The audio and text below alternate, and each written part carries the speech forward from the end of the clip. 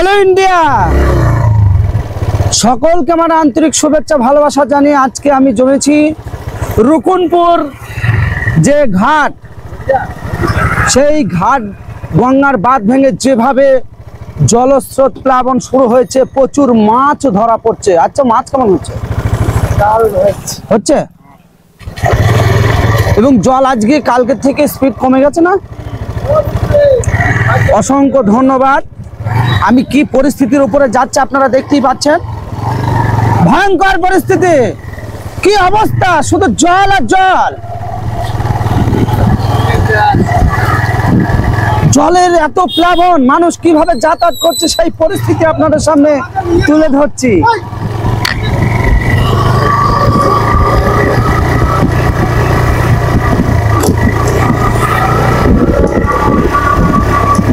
দেখুন, জল বাড়ছে না কমছে? জল বাড়ছে।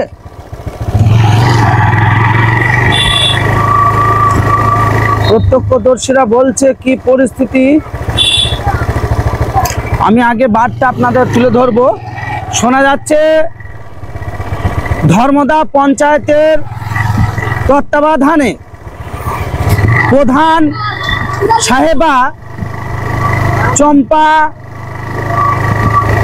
ম্যাডামের উদ্যোগে এবং ধর্মদা পঞ্চায়েতের যিনি ইঞ্জিনিয়ার সাহেব, তার তত্ত্বাবধানে বাঁধের কাজ চলছে। সেটা সম্পূর্ণ আপনাদের সামনে আমি তুলে ধরার চেষ্টা করব।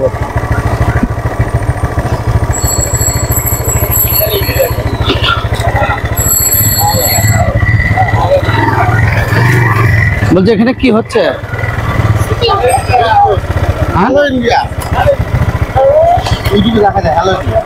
কি এটা? শুটিং চলছে? শুটিং চলছে। এবং এই যে রুকুনপুর যে ঘাট, ওপারে কমলনগরের ঘাট, এত সুন্দর পরিবেশ, বড় বড় সিনেমার আর্টিস্ট, নাটকের আর্টিস্ট এবং বড় বড় ইউটিউবার, তারা কিন্তু এখানে সিনারি এত সুন্দর, তারা কিন্তু ভিডিও করতে আসে। এই পরিবেশটা সকলেরই ভালো লাগে। চলুন, বাঁধটা কিভাবে দিয়েছে ধর্মদা পঞ্চায়েতের যিনি প্রধান সাহেবা, সেই বাঁধটার আমি ভিজিটটা একটু করে আসি। হ্যাঁ, প্রধান আছে জায়গায়। আর এই যে জলের পরিস্থিতিটা দেখুন,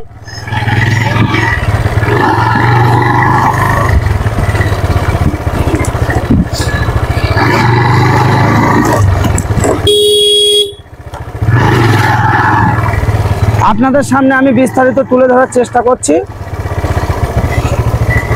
প্লিজ, হ্যালো ইন্ডিয়া, একটু সাইড প্লিজ। এবং দেখুন, আপনাদের সামনে আমি বিস্তারিত তুলে ধরব।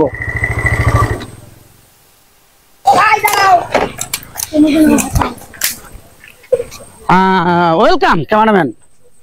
দেখুন, প্রচুর মানুষ কিন্তু এখানে দাঁড়িয়ে, এবং বাঁধের যে একটা ব্যবস্থা করা হয়েছে ধর্মদা পঞ্চায়েতের তত্ত্বাবধানে, যেভাবে জলস্রোত ছিল, সেই জলের স্রোতটা কমানোর জন্য কিন্তু বাঁধের অবস্থা। এবং আমি সেটা হেঁটে গিয়ে দেখাবো।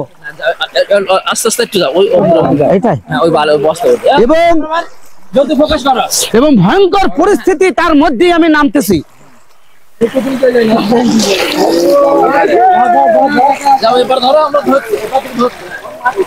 দেখুন, কালকে আমি যেটা তুলে দিয়েছিলাম আপনাদের সামনে, প্রচন্ড জলের স্পিড ছিল কারেন্টের মতো, এবং যে জলস্রোত বিভিন্ন মাঠ ঘাট, জমির যে ধান ক্ষেত, সব কিন্তু এই জলের তলায় চলে গেছে।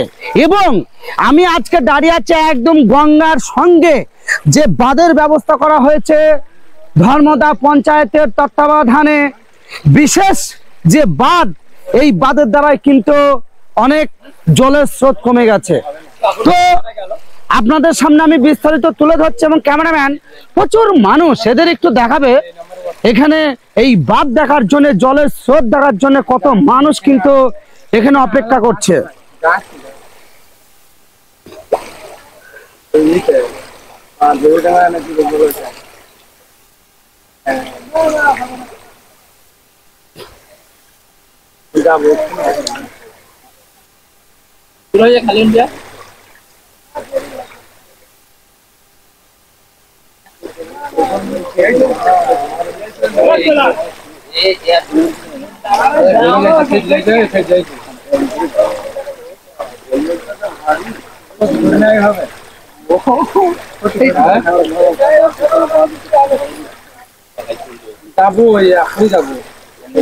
আচ্ছা ক্যামেরাম্যান প্লিজ একটু ধরো,